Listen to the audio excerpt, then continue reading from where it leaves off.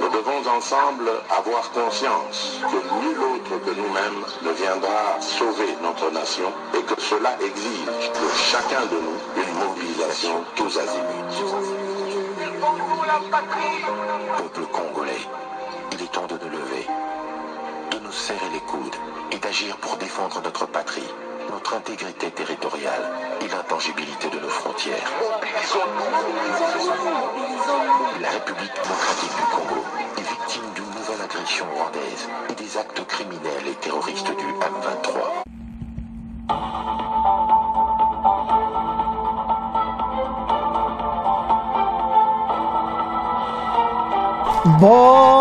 Bonsoir, bonsoir, bonjour.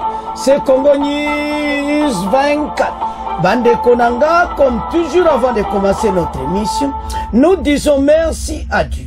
Nous disons merci à nos chers abonnés et téléspectateurs qui nous suivent partout dans le monde et en RDC. Bande Konanga, soyez les bienvenus. À la une, chers téléspectateurs, on va commencer cette émission Bandeko. Oh, balobake yindi akipushi. Et pas le chef de l'État, Azana Grand Katanga. Bandeko, Fachi Pende Alobi. Alors, l'émission yo, beaucoup yoka, message, ya chef de l'État. Ndeni a expliqué. D'abord, on va commencer avec, ya, usine de zinc à Kipushi. Après Tokena Stade, et pas wapi, à l'Obeli, bateau Nyonso, Bakabila et tous ces gens. Oyo, bazaï, batik, bao déstabiliser RDC, ba boycotter l'élection, alors bakei kosangana na Kagame. Pour ba déstabiliser Mboka. Boko Yoka a expliqué bana Katanga très bien à Kipushi, Boko Yoka le chef de l'État, parce que obalubake yindi, et yinda kaka parce que makamboyo il fallait fatia soparaka aloba kaka pour c'est comme ça pour bateau yo trop c'est tout. Alors Banamboka le chef de l'État en tout cas alobi azaï vraiment clair na message na. Chers téléspectateurs, émission na bise bandi et comitant tout cela ensemble masolo ya mboka bandeko toko ban émission na biso directement à Kipushi, dans les Grands Katanga. Et pas où le chef de l'État, d'abord a visité qui usine Yazenk. Et ça qui fermé à peu près plus de 30 ans. Et puis, il y a s'est lancé vers 2011, et puis Fachi est monté en continent à pouvoir à Bandi Masolo. Et puis, les loyaux, il y a une inauguration totale, il y a une usine de zinc à Kipushi. Bandi Koto comme grand producteur à zinc. Donc, soto tala mboka na biso richesse o ezali. Toza mena c'est pourquoi? C'est parce que nous avons tout oyo mokili baza koluka. Soko tali wana zaka ka zinc. Mais soko tali na niveau oyo kaka. Donc, on comprend que notre pays est vraiment très riche. Yana sabana mboka tala makambo tout bozoma tozana la deuxième point. Facha lobby clair, a lobeli batouana nyonso ba Kabila, oyo ba boycotter élection, ba keko sangana, ba nanga et tous ces gens. Mais tozona na point. Parce que mission est à somme. Fachi azo lobela bango direct. On a déjà sous tako bombati. Namba kamulisho constitution, a lobango le sous lelo. Mais tozona na point. Alors parlons de ces mines de Kipushi. Zinc eza moko ba minéraux pana biso toza premier producteur africain. Bandeko mboka oyo na biso toza riche. Soko zo talo toza nango ya mokili balingi biso. Eza nde mon avis. Soki ozane loka bi baninga ba ko sepela notita au monde ba voisin nyonso. Balinga toza la kana ba guerre. Toza kana position passe ba ibeki RDC. Botika ngo tranquille. Mais mokili mubi pastozana nyonso. Oya na makamba voiture batterie électrique. Oya biso kaka. Bandeko tuna batwa bawa bino bande wakini. Botuna bandeko bazana Europe. car électrique eza cher. Mais il y a une marque moko ndenge wana ka mesoka que c'est électrique. Bon comprendre que car eza na essence te. Eza na mazout te. Eza na huile te. Donc car ebimisaka milinga te. Tala bandeko eza auto richesse tozango ya ba batterie électrique. Yango bozomona mokili ezonyingana. Parce que dans 20 ans bakaro ya ba essence eza soupenati. Peut-être les petits bâtiments au Cameroun. Et donc, makambu tout est comme électrique. Pourquoi? Bah, milingwe cause bah pollution cause à la ti. Il y a deux ça va congolais que nous avons tout. Les beaucoup landa cérémonie usine oyo beaucoup comprendre pourquoi monde baza contribution. Alors, tant que ni diète wana kipushi et pas le chef de l'État a inauguré qui usine ya zinc. Akamoza somme. Félix Tshisekedi relance l'usine de zinc à Kipushi pour faire du pays le premier producteur en Afrique. Donc, ezama kamagusaganati. Alors, soto longoana, après tokoya na deuxième point, bozomo na côté droite, makambo ya mobulu. Bakabila, batunyo soyo, fatia lobeliban. Boko yoka. Ce dimanche, après avoir lancé les activités minières de l'usine de Kiko Corporation, le chef de l'État a tenu un meeting populaire pendant plus d'une heure au stade de Kipushi. Majoritairement consacré à la jeunesse, le discours du président de la République a appelé cette couche de la population à la vigilance. Ne vous laissez pas manipuler, déstabiliser. Alors, tout le monde y a usine ya zinc oyo. Akipushi, Tolanda cérémonie, parce que RDC, premier producteur du zinc, alors Fati vient de relancer l'usine de zinc. Tolanda. Du traitement du zinc, le comité d'accueil, comme nous vous l'avions dit, est constitué du gouverneur de province Jacques Kaboula Katoué, on voit le ministre de Mines Kizito, on voit l'administrateur des territoires de Kipushi. Nous avons le bourgmestre, le maire de la ville de Kipushi. Dans les instants qui suivent, donc, nous allons voir le président de la République démocratique du Congo qui foule les sols accompagné de la distinguée première dame. Salutations de ce comité d'accueil. Le président de la République est visiblement heureux de voir ces projets aboutir. Il a été, il y a 6 ans, lui-même à la manœuvre pour relancer. Aujourd'hui, c'est une réalité. Il va les constater lui-même. Il va faire le tour des propriétaires et en présence de la distinguée première dame. Voilà le grand chef qui est là, qui prendra la parole lorsque le moment sera venu, Patti. Oui, Giscard, pour revenir à Ivano, Ivano a acquis sa partition de 68% dans l'Ekipushi projet en novembre 2011 par l'intermédiaire d'Ekipushi Holding, détenu à 100% par Ivano Meaïn.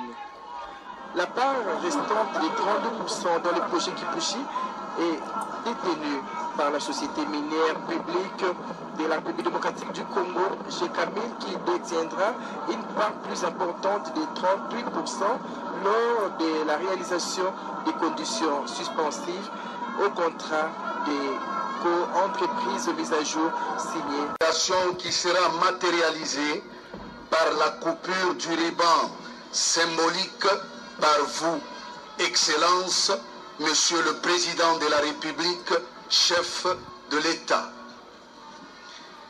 Excellence, Monsieur le Président de la République, avec l'expression de nos hommages renouvelés, distinguée Première Dame, honorable Président du Sénat, honorables députés et sénateurs ici présents, Mesdames et Messieurs les membres du gouvernement ici présents, honorable Président de l'Assemblée provinciale du Haut-Katanga, Monsieur le gouverneur de la province du Haut-Katanga, Monsieur le Président du Conseil d'administration de la GECAMIN, Madame la présidente d'Ivan Noé, Monsieur l'administrateur du territoire de Kipushi, Mesdames et Messieurs, en vos titres et qualités respectifs, distingués invités, voici le programme de l'événement de ce jour. Nous suivons pour commencer les mots de bienvenue du grand chef Kaponda Lubenge, qui s'est... There we go, that's better. So I want to tell a little bit of a story because every mine has a journey. So this mine first started operating in 1924.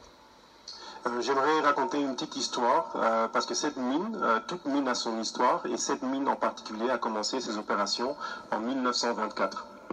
It was put on care and maintenance in 1993.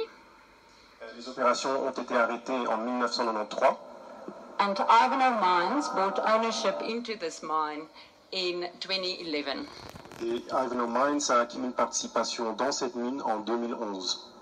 And I was one of the first Ivanhoe Mines representatives that came to visit this mine when we acquired it. Et moi, j'étais parmi les premiers représentants d'Ivanhoe à venir visiter cette mine après l'acquisition. I then met a very special gentleman. He's sitting here today. He's now the president of the Senate. He was then the CEO of Gécamines. And the two of us started working together to turn this mine around and to build this mine back to its former glory. I want to say his name. Jean-Michel Sama Lekonde. Et plus tard, j'ai eu à rencontrer quelqu'un de très particulier.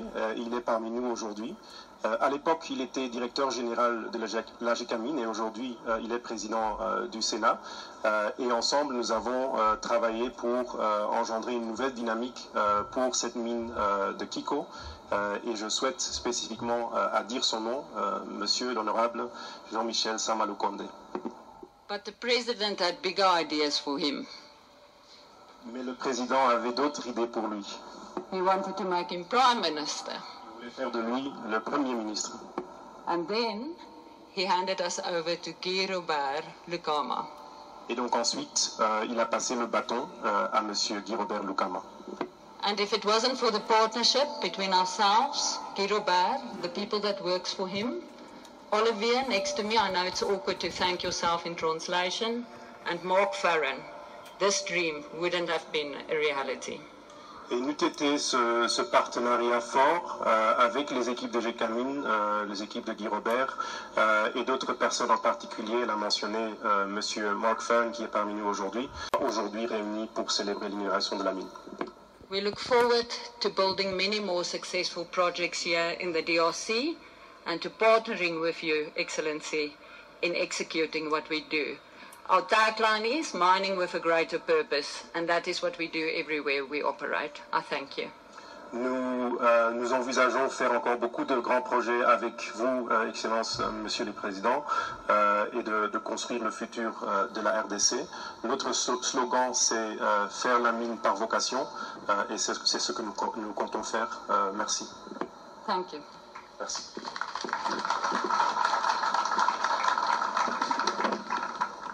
Et donc, dans 12 ans, cette usine deviendra une propriété à part entière de la République démocratique du Congo. Imekwisha sasa fanika kama mlivyoona, rais wa jamhuri anahudhuria ama anafungua rasmi hii kampuni. Nous avons parlé de ces ateliers, vous avez vu ces ateliers de fabrication du matériel de protection personnelle.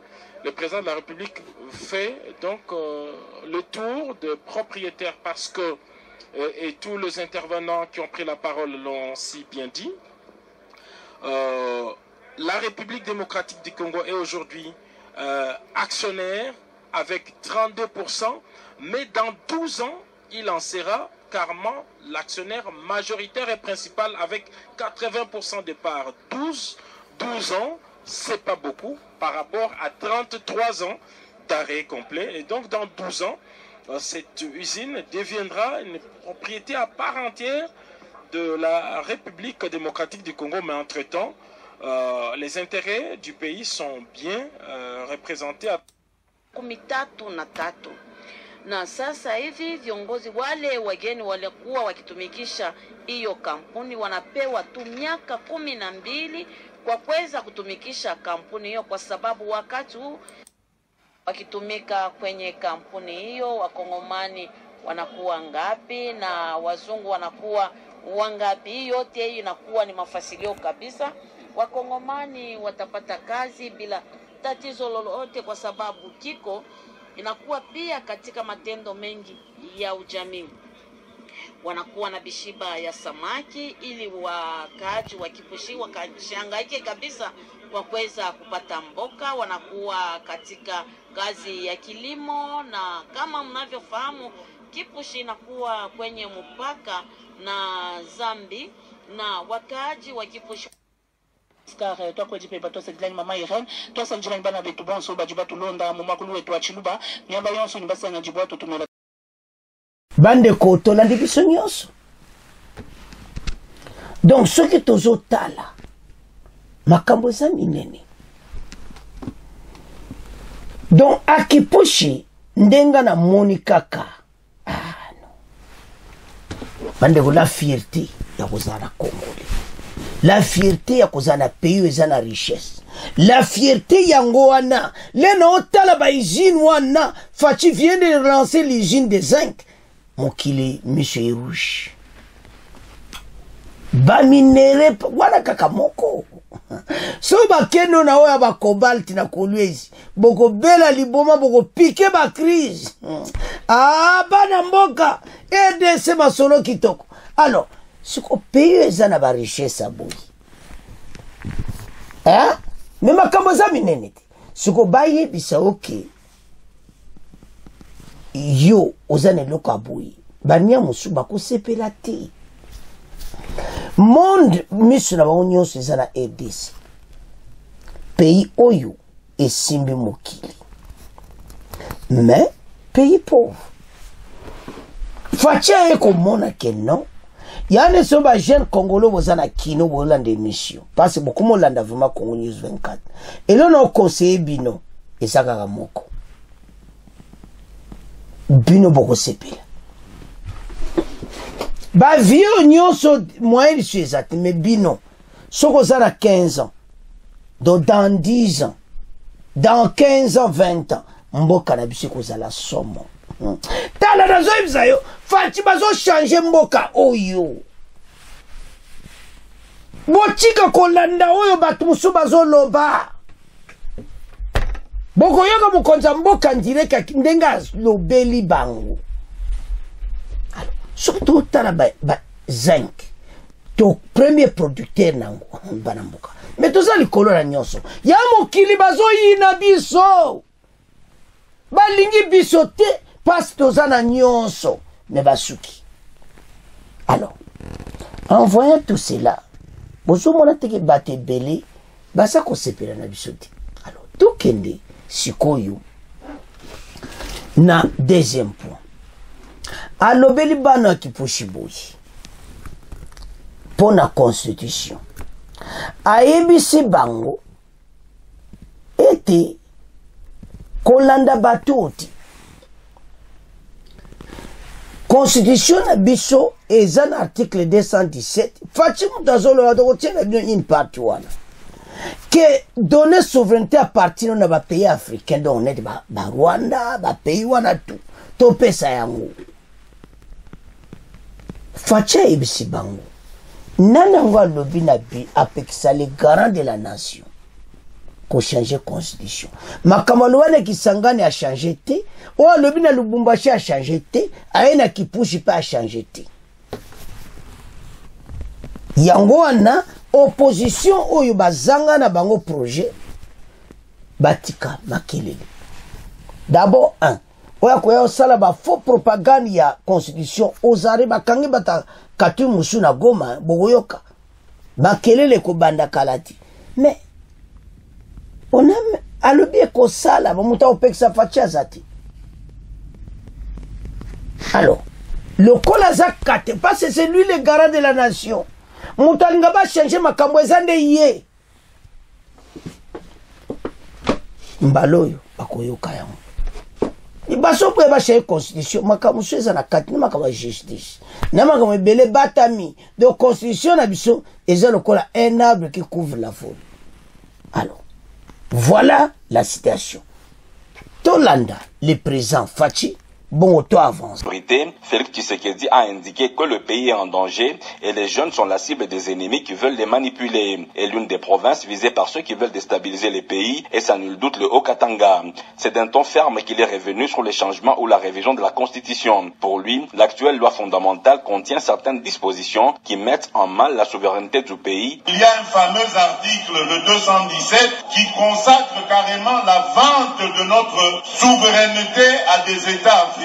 Évoquant son annonce de Kisangani, ce que j'ai dit à Kisangani n'avait absolument aucun lien avec un quelconque troisième mandat. Cette fameuse opposition cherche à manipuler la population en disant non au troisième mandat. Qui leur a parlé de troisième mandat? Ainsi, il a réitéré sa promesse de mettre sur pied l'année prochaine une commission qui réfléchira sur la révision ou les changements de la Constitution. Lubumbashi, Jean Gandou. Alors, chers téléspectateurs, voilà Makambango Nengekom.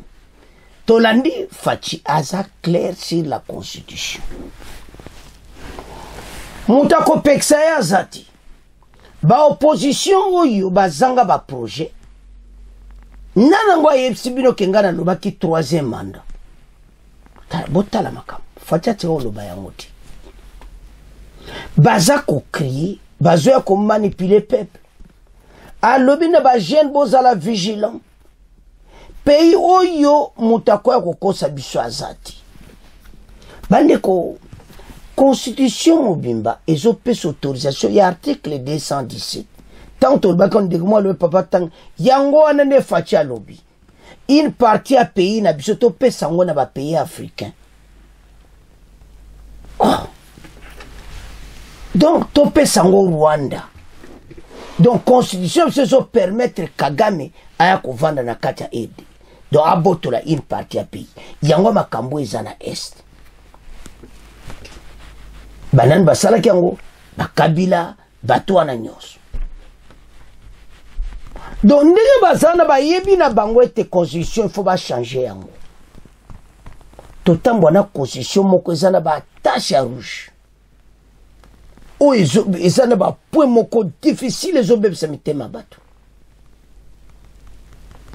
Sikweloni elaksa ke bino boza ba Congolais. Bato tout bo diriger kimboka. Bo détruire pays jusqu'à ce point. Il y a un article dans la Constitution. Est-ce que bolingi RDC ou bien bolingi RDCT? Banamboka trop c'est trop. Tolembi koyoka batu. Makama beleki balingi mboko te koyela biso makamu ya ndenge na ndenge. Wana totika una bino ya Constitution. To komo kendi na pona biso ya Kabila. Et Nanga et tous ces gens oyo ba boycotter l'élection. Musu bazaki na élection ba échouer comme ba kei ba Nanga tous ces gens et ba mususu ba boycotter élection wana siko Kabila na batunaye ba boycotter élection ba ke ko rejoindre Kagame. Ayebi bana Katanga clairement que ndenge basali na est bazolinga ba yasiko na Katanga. Ayebi bana Kipushi bo fongola miso. Ayebi bana Lubumbashi bo fongola miso.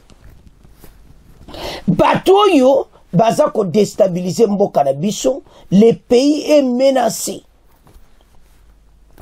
Motu oya koya ko memba sa ba groupe armé siko na Katanga. Oyi Fachi ndenga lo ba groupe de renseignement na biso basi ba pesi tout. Et ça mawa. Yes, Kabila Zaï président de la République. Fachi atangi kombo na iti. Mais parmi bato ba boycotter l'élection, Kabila za na kati. Fachi lui bato ba boycotter l'élection, ba ke ko yokana na ba pays ya ba voisin pour ba voisin moko belikene de Kagame ba déstabiliser mboka na biso. Et ça salama wa. Ba musube échouer l'élection. Notre bananga et bananyo ba Frank Diongo, tous ces gens bakeko sangana kuna. Quand on tala biloko aboy. Fatia zolo bango que les Congolais ba échoué l'élection bakeko sangana na ba paya. Les Frank Diongo, les Nanga. Et ce qui est grave, Oyo Kabila boycotté l'élection azali bandamboka. Tato tala biloko yo. Eso ça la propriété.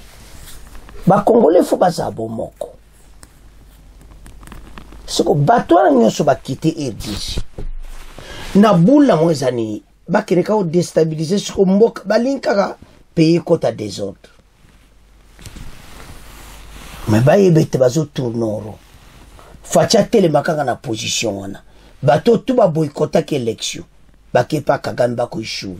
Bato tout ba échouer une élection. Ba Frank Diongo, les Nang et tous ces gens, ba Kekuna, ba ko échouer. Un voisin belliqueux, azo sala biso mabe, et bino bo okende pa na ye. Est-ce que vous comprenez? Situation est facilité.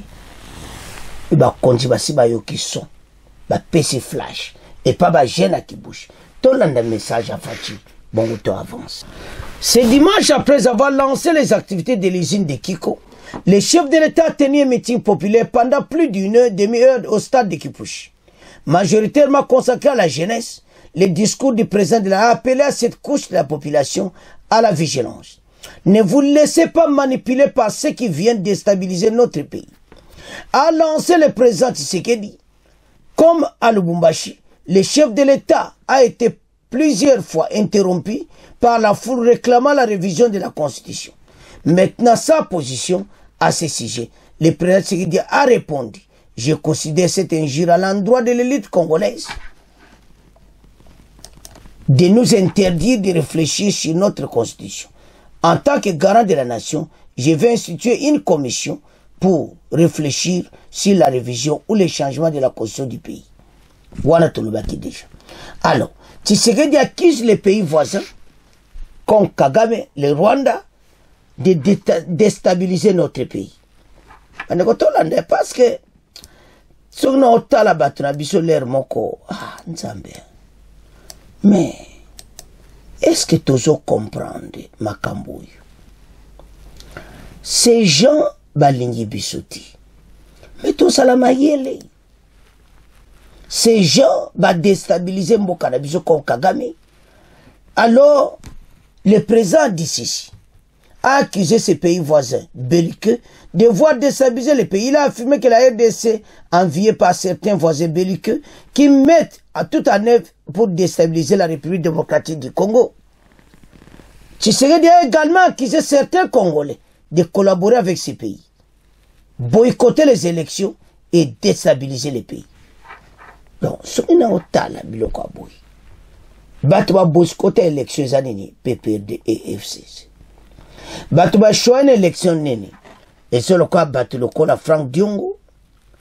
Il a échoué. Et maintenant, en le but le cas n'a échoué. Na kenangai et pas ya présent rwandais. Alors, ça te ota la biloko tobi. Ah, vous allez kaka awa. Au Kenayo, au Sangana, mandeko makambo eza sérieux. Ake Sangana Kagame pour déstabiliser Mboka. Est-ce que à cause eloko nini ye Frank Diongo? Voilà position oyo ya moni fakende. Ya ante sa ba Congolais et te batwala nyonso bazana échec. Quel que soit makambo bakosala na Kagame, bakotika la koresirte parce que biso toza la victoire na maboko. Alors, yango bato lokola ba Frank Diongo oyo et tous ces gens fatia lobeli bino. Toyo ka fachi ndenga lobeli bango nyonso na bato coopérer na Kagame, bongo to avance. Vous savez très bien, chers compatriotes, que notre pays est en danger. Notre pays est envié par certains voisins belliqueux qui mettent tout en œuvre pour déstabiliser la République démocratique du Congo. Et malheureusement, ils sont aidés dans cette basse besogne par certains de nos compatriotes. D'autres avaient même concouru avec nous aux élections et ayant échoué à cette épreuve, ils préfèrent aller dans la voie de la déstabilisation de la République démocratique du Congo.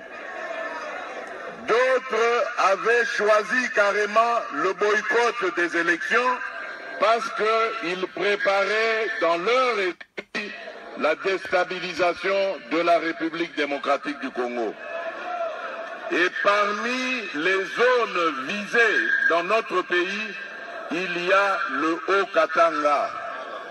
Voilà pourquoi, chers jeunes, parce que c'est à vous qu'ils vont chercher à s'adresser pour vous manipuler et vous entraîner dans les activités de groupes armés qui vont vous obliger à prendre des armes et à les retourner contre vos propres frères, vos propres sœurs, vos propres parents. Lorsque ces gens-là viendront vous solliciter, je vous demande de leur opposer l'esprit patriotique. Vous devez les dénoncer afin que la justice puisse s'occuper d'eux. Bandeko Facha a raison, ya kolobela bato. Bon boycotter élection, boke ko coopérer na Kagame. Mosuba échoué net ba Frank Diongo et tous ces gens les nanga bake ko kuta na Kagame. Botala mboka na biso eloko sala kasoni. Soki mokonza mboka komo lo bango ouvertement parce que trop c'est trop. Tous ces voisins baza contre la EDC mais bayeba eti ba okuka mboko te biso to ko gagne kaka. Bango bakozana un chèque moko total pe bako vivre rien. Ya to sabana mboka était comme tant tolandi les chefs de l'État. Batwana nyoso bakita EDC. Bakenda libanda ya mboka eza pona tamuki. Tobenga ngo aller simple. Mosusu bakozonga ti. Mosusu bakozonga na ba cercueil bolimbisa koloba mwana parce que makambo yo. Tala ndeko moko utopesa commentaire parce que ba M23 ba salondire ba ji côté wana. Dona bulla bango. Albitala bako benga na bango tuwana. Bako batwa tu bako kende mbangu. Dans mon fache si farde se balembe bozamna lezi. Baz ko kite. Akoro na bozo oyo kakabakola ya loi des assombres. Kagame mayele isili. Il n'a plus le choix. Choix na yeza kaka andima. Soko andimi tazana problème sérieux. Bana mboka totelema. Ça c'est notre pays. Bato nyoso ba déstabiliser mboka na biso, bo permettre bangoto. Basali mabe mingi na EDC. Basali biso mabe mingi et comme état congolais alamuka atelema pour l'intérêt de la nation. Nous allons vaincre cette guerre à l'est. Facha ibisi bana kipushi. Ke bazako ya na Okatanga bazako ya basala ba groupe armé. Soki ba approcher yo kondimate. Ndeko match ya minene. Ndenga zolobela bangwa. Renseignement militaire basiba yebisi tu bazonga bakene na Katanga siko. Parce kuna bazobenga na bango. Kuna kopesi kufi. Ba uto kanga musyo bolandaki. Ben filtre nyoso na kati armée. Ozare. Bako zala lisusu titu se Rwandais obo kipe wa poste na armée bako bengana bango bako zala te parce il y a des preuves obo to kanga ba mususu yango loto loba Fachi a raison ya koloba ke batu oyo ba déstabiliser mboka na biso bokeba na bango Congolais place ozali telema lamuka to bengana banguna oyo baye ko déstabiliser EDC mais ba okokati. Alors bana mboka to komi na fait mission na biso bon continuer ko s'abonner massivement bon partager au revoir à la prochaine.